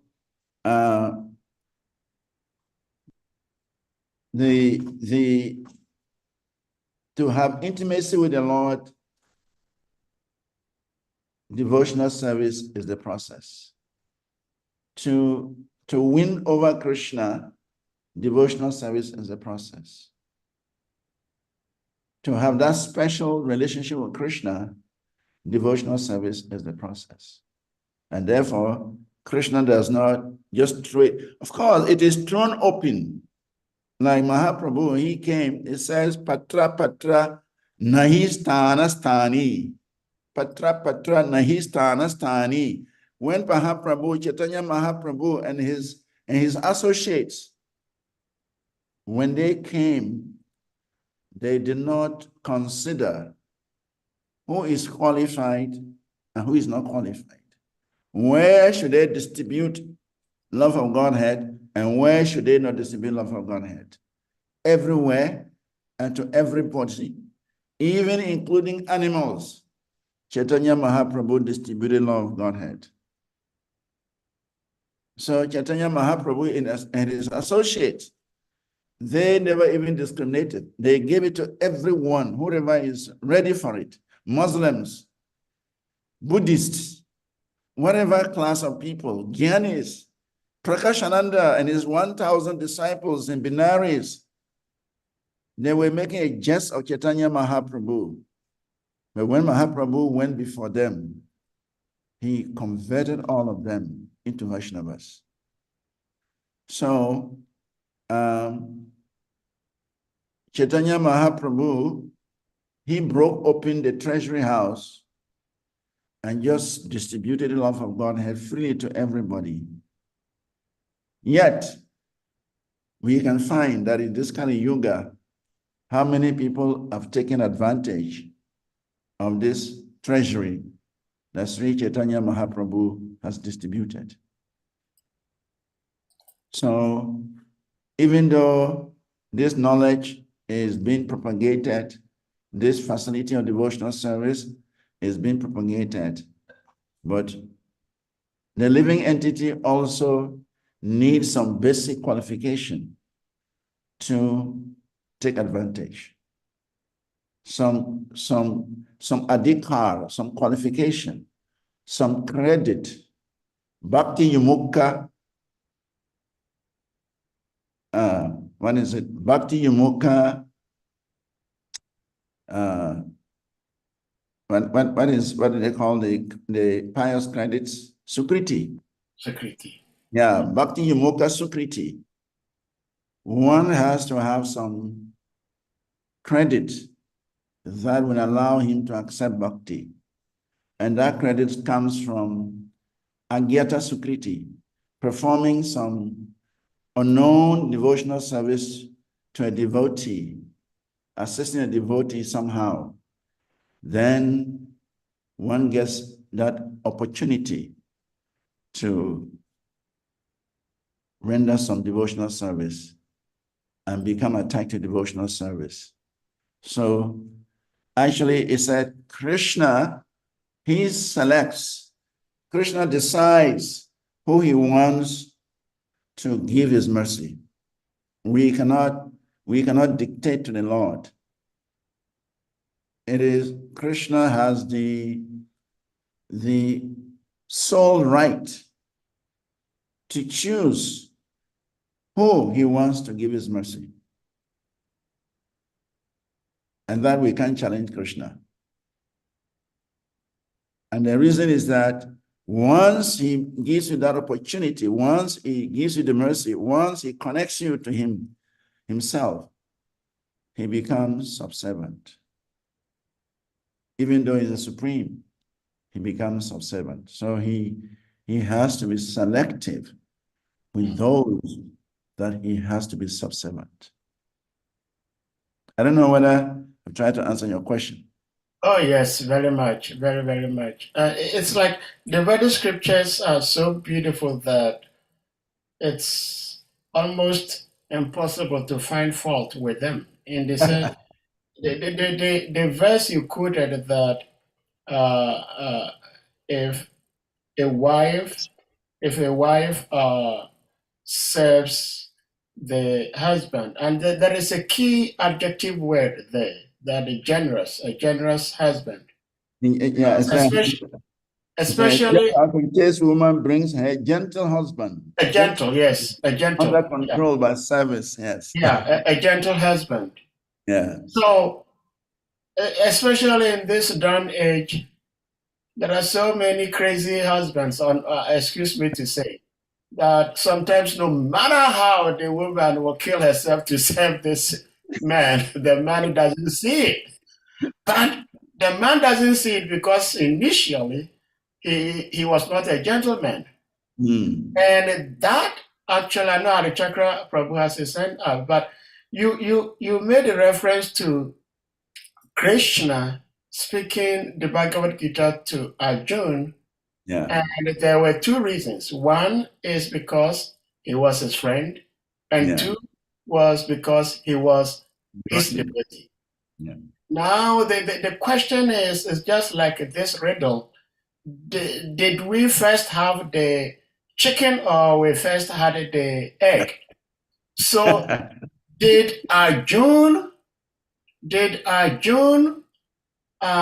receive the Bhagavad Gita because he was already a devotee, he was already a friend to Krishna, or he received the Bhagavad Gita and with that he became a friend and a devotee to Krishna?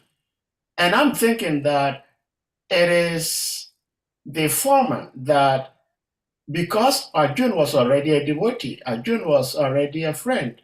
Yes. So if someone is not already a devotee, someone is not already a friend to Krishna, how does that person even begin to attempt to render some service to Krishna? Like in the case of people like me, who are very, very distant away from Krishna. I don't know Krishna. I don't care about him. He's not my friend. He's not my guru. How do I begin to even have access to this Bhagavad Gita? What to speak of enjoying it and trying to live it? Well, Krishna says, Suhridam Sarvadehinam. Suhridam Sarvadehinam. Krishna says, I am the best friend to every living entity. Every embodied being, I'm a friend to him. So we are potential friends of Krishna. Because Potential. yeah. Okay. Okay. Thank you. All potential friends to Krishna. Okay. Because Krishna himself has declared that I am the well-wisher and I'm the friend of all living entities. So that relationship is already there. It's only left to us to revive it. Now, Krishna has already declared that to us. Now, even as devotees, we are also devotees eternally. Mama Ivamso Jiva Loke Jiva Bhuta Sanatana. Krishna is saying the living entity is eternally my part and parcel. So that means there is an eternal relationship between the Jiva and Krishna, eternally. Even despite the fact that at the moment we are in the material world, we have forgotten Krishna, but Krishna has not forgotten us. And he still sees us as his parts and parcels. And that is why the super soul is accompanying each and every conditioned soul. Each and every conditioned soul in this material creation. We can't calculate them. In this universe, other universes, Krishna as super soul is accompanying each and every jiva, just to encourage the jiva, just to inspire the jiva, just to bring the jiva back to the normal platform of devotional service. So we are potential friends to the Lord. We are potential devotees. It's already there. Chaitanya Charitamrita says the love of Krishna is already there in the heart of the living entity. It is not something you're going to bring from outside. Love of Godhead is already there. It's dormant. It's like a seed that needs to be sprouted by the right environment, right atmosphere. So the friendship and devotional service is already there. It's just a matter of reviving it. Each and every one of us is a friend to Krishna and a devotee to Krishna. But now we have forgotten that. And so we need devotee association to revive it. And that is why Srila Prabhupada has created this movement to provide that devotee association so that it can help every living entity that associates with the movement to revive the friendship and revive our love for Krishna. Then we can become friends and devotees of Krishna. Initially, everybody is a friend. Initially, everybody is a devotee. But due to the influence of Maya, the external energy, it is forgotten. But it is still there. And with the right arrangement, right atmosphere, right connection, right association, it can be revived. So we are friends, we are devotees, but it's just that we've forgotten. And so the process will bring out will bring us back to that position. Thank you so much. Prabhuji, anytime you speak and every time you speak, especially when you are outside Africa, we are caught up with this dichotomy. We do not want to overengage you to ill affect your morning activities the following day. Yeah. Yet, when food is sweet, you just can't give it up. So there are devotees here who still want to enjoy this transcendental food. We have two hands up. Okay, let's take the two questions. Okay, and then we'll call it a day or a night. Yeah, Yes. it's 10:30 here at night. Yeah. So Yeah, thank you so much. So, Harichakra Prabhu, please, you may unmute.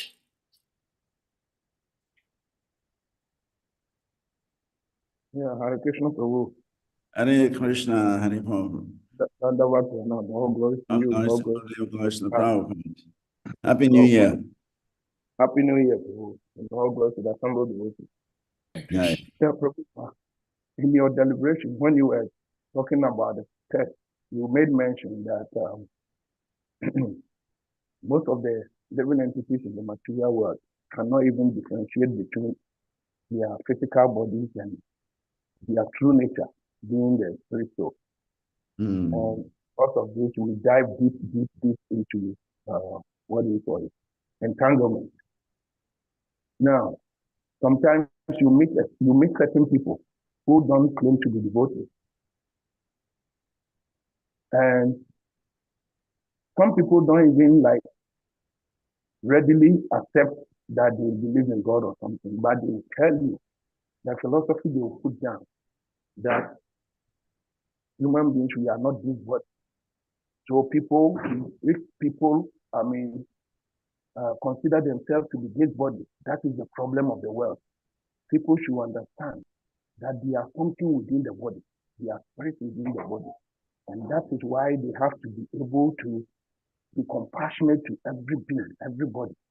They will tell you so much philosophy that sometimes you yourself begin to be bewildered. That, wow. And I read a similar one in the Aquarian Gospel of Jesus Christ. It is said that there was a funeral procession, and a bird was lying at the roadside, struggling to fly. It couldn't. And there was this little girl, about 5-year-old girl, in the procession. The girl stepped out of the procession, grabbed the bird, and was patting the bird, trying to warm up the bird and all that stuff. And Jesus also stepped out of the line and asked the girl, why did you step out of line when we are all in this funeral procession and you are trying to pat this bird, insignificant bird? And the girl said, because we lack knowledge. We lack knowledge of God. Because all of us, including this bird, there is a nature of God within all of us, and this bird also. And that is our duty. It's our duty to make sure that they exercise the best of their existence. And the person that we are carrying in the funeral procession, he is already gone. The soul is already gone.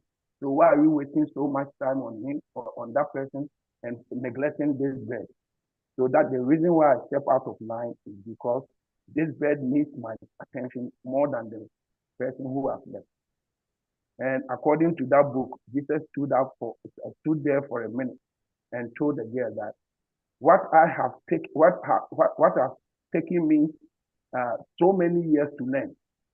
You, this little girl, you are telling me everything in the course of minutes. You are telling me everything. Wow. So a situation like that, how do we, as well, what are self-acclaimed devotees, how do we consider people of that nature who are not even considering themselves that they are devotees, but who are able to differentiate seriously between the body and the spirit within, and they go further to explain how we have to be able to concern about those spirit souls and how they can forge ahead in life to be able to become like what do we call it? Pure. So how do we like further? Yeah. Thank you. Thank you. You see, this process that we are following is not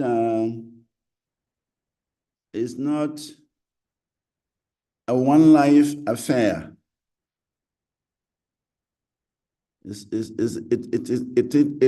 isn't there's something we've done in one life and we're getting the result. It is a continuous process. So there are people out there who are also on the path, even though they might not be within our community, our society. But nevertheless, they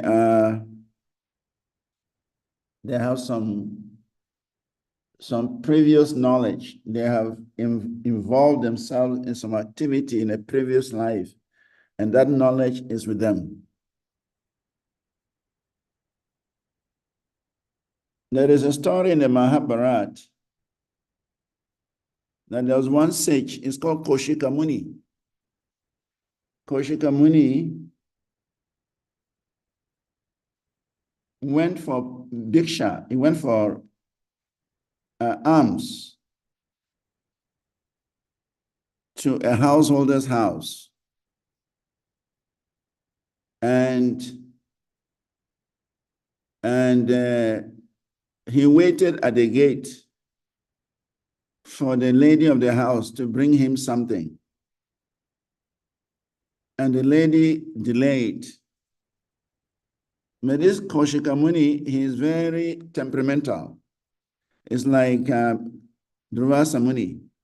If you provoke him, he would curse you. So when the lady delayed, the lady was busy doing something and she came out a bit later. And Kaushika Muni was very angry. His eyes were red because the lady had delayed him. And immediately, the lady told the Muni that, my dear Muni, I'm sorry, I was taking care of some important activity. That's why I didn't come out immediately to meet you. So I'm sorry for that. But let me tell you that you cannot burn me with your anger, just as you did in the forest. It is said that Kaushika Muni was sitting under a tree doing meditation, and a bird passed through on his head. And Kaushika Muni looked at the bird with red eyes, and the bird caught fire. The bird was burnt to ashes. This lady is a housewife. She is not in the forest. She is in the house. And Kaushika Muni had gone to beg alms from this lady. And because the lady delayed him, he became angry. His eyes became red, like how he had red eyes on the bird that passed through on him, and he burned the bird to ashes. And this lady shocked Kaushika Muni. The lady told Kaushika Muni, see, Your red eyes cannot burn me to ashes, just as you burned that bird to ashes in the forest. So Koshikamuni was surprised. When he burned that bird to ashes, nobody was there. Nobody was there. How is it possible for this lady, this household lady, to know what I have just done in the forest? So immediately his anger was deflated. And he took a very humble position. He said, please, you have said something which is very, very confidential. I thought I was the only person who knew about this incident. Tell me, how do we know about this? And the lady said, if you want me to tell you how I know about this, go and learn from this sage. He directed him to another sage. That is her guru. And Koshakamuni was very eager to go and learn from him. So the point I'm bringing out here is that knowledge is not confined to one place. Knowledge is not confined to one person. Knowledge is not confined to one process. Knowledge is out there, and one who qualifies for it gets it. And this knowledge is cultivated in many, many lives. It's not just one life. And so we should be open to understand that there are other people out there. They may not be with us, but they have cultivated this type of knowledge in a previous existence, and they are on a certain level of realization. So if we come across such people, it shouldn't surprise us at all. It's like Jad Bharat. When King Rahugana asked Jad Bharat to carry his palanquin, Jad Bharat was looking like a fool. So he carried the king's palanquin, but then he was jumping from one end to another end because he did not want to step on ants. And the king became angry and threatened to punish him. And there and then, Jad Bharat began to speak transcendental knowledge to the king. He said, my dear king, you are enjoying sitting in the palanquin and you are ordering others to carry you. But there are also living entities on the ground that need to be protected. I should not carry you and then destroy the life on the ground.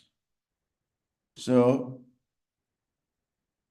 please, I am doing the service to the best of my ability. I'm trying to carry you, but I also want to avoid stepping on the living entities on the ground. And that statement actually shocked King Rahugana. Rahugana immediately understood that this is a very exalted soul. I'm committing an offense by allowing him to carry me. So he said, put down the palanquin, put it down. And when the palanquin was put down, Rahugana came off the palanquin and paid obeisances to Jad Bharat and accepted Jad Bharat as his Guru Maharaj. So there are people in society, they have cultivated the spiritual knowledge in previous births, and is their asset. Any knowledge we are cultivating now is an asset. We will carry it to the next life. And therefore, such people, like this little girl, is not an ordinary soul. To understand that this bird has a divinity in it and needs care, needs love, even more than the dead body. The soul of the dead body is already gone. What is the use of walking in a procession? It will not change the situation. But this bird that is struggling requires help. And so, because she's in knowledge, she stepped out of the line to take care of this bed. So there are people with such knowledge, even though they may not come from our camp, they may not belong to our society, but still, this knowledge is there and people are cultivating in different lives. So to the degree they've cultivated that knowledge, to that degree, they have realized it, or they have access to that knowledge, and therefore they can apply it. So we should be ready to learn from all these kind of people. Just like in the 11th canto of the Srimad Bhagavatam, the story of the Avadut Brahmana. He learns from everything. He learns from the bee, he learns from the hunter, he learns from the deer, he learns from the elephant, he learns from the wind, he learns from the river, he learns from everywhere. Yeah, he accepted 12 gurus. So a devotee should be ready to learn from all these kind of people who demonstrate the understanding of the identity of the soul.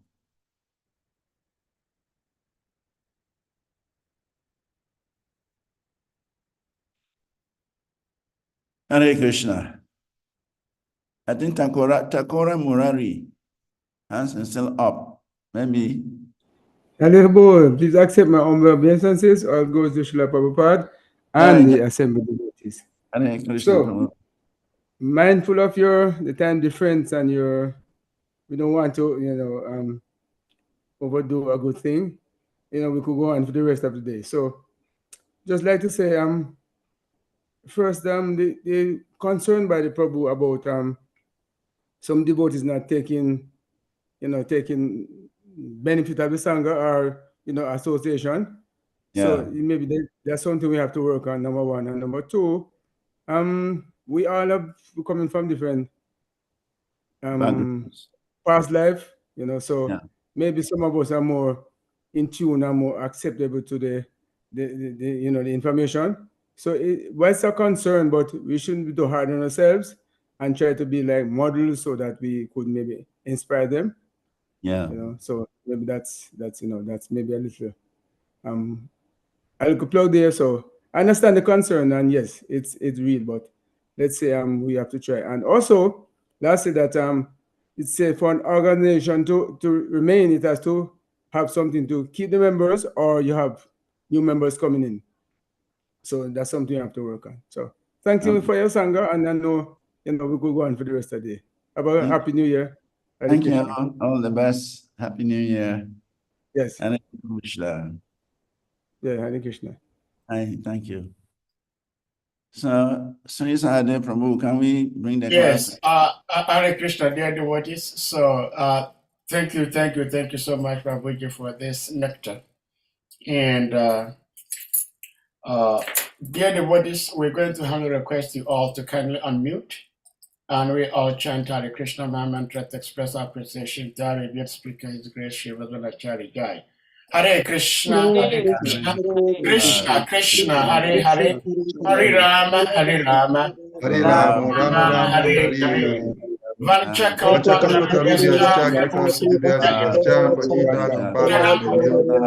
Vaishnava Bhebhyo Namo Namaha.